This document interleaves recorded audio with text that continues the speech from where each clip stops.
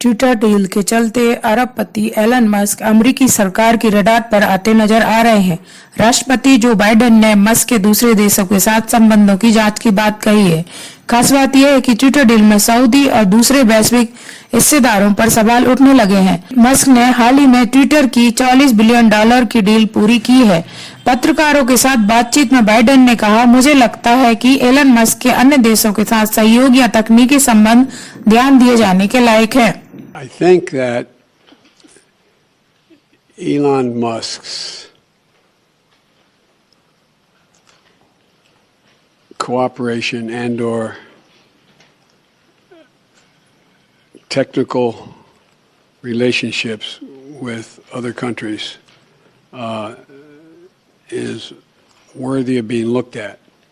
बता दें कि एक पत्रकार ने बाइडेन से यही सवाल पूछा था कि क्या मस्क राष्ट्रीय सुरक्षा के लिए खतरा बन गए हैं।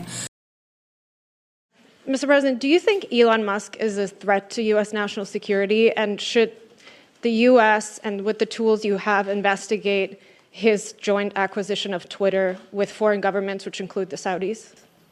गौर करने की बात यह है कि जवाब देते हुए राष्ट्रपति बाइडेन ने इस शब्द से इनकार नहीं किया। बाइडेन ने जवाब में कहा कि एलन मस्क के अन्य देशों के साथ सहयोग या तकनीकी संबंध को ध्यान से देखने की जरूरत तो है। Technical relationships with other countries is worthy of being looked at. उन्होंने आगे कहा कि मैं ये नहीं कहूंगा कि वह कुछ अनुचित कर रहे हैं या नहीं। उसके बाद उन्होंने अपना अगला वाक्य अधूरा छोड़ते हुए कहा कि मैं केवल इतना ही कहूंगा। Mr. President, do you think Elon Musk is a threat to U.S. national security, and should the U.S. and with the tools you have investigate his joint acquisition of Twitter with foreign governments, which include the Saudis?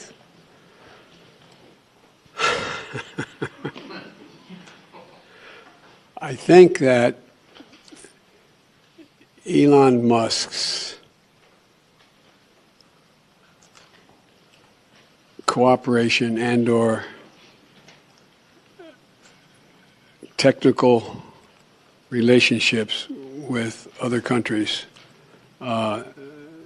is worthy of being looked at. Whether or not he is doing anything inappropriate, I'm not suggesting that. I'm suggesting that it's worth being looked at.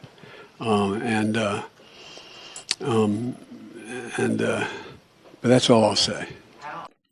बता दें, Musk की Twitter deal में Saudi अरब के Prince अल वलीद बिन तलाल और Qatar sovereign wealth fund समेत कई निवेशक भी शामिल हैं। इसके पहले 2 अमेरिकी सीनेटर भी ट्विटर डील की जांच की बात कह चुके हैं, ताकि ट्विटर प्लेटफॉर्म के जरिए यूजर की जानकारी जुटाने से रोका जा सके, जिससे मानवाधिकार कार्यकर्ताओं और सऊदी सरकार के आलोचकों को खतरा हो सकता है। सीनेटर किस मर्फी ने कहा, हमें चिंतित होना चाहिए कि जिस सऊदी की राजनीतिक बातों को रोकने और अमेरिकी राजनीति को प्रभावित करने में साफ रुचि है, वे अब बड़े सोशल मीडिया प्लेटफॉर्म के दूसरे सबसे बड़े मालिक होंगे। ध्यान दें कि इसके पहले भी मस्क रूस यूक्रेन युद्ध समेत कई विवादित मुद्दों पर भी बयानबाजी कर चुके हैं। साथ ही उन्होंने सुझाव दिया कि ताइवान को चीन के साथ मिल जाना चाहिए।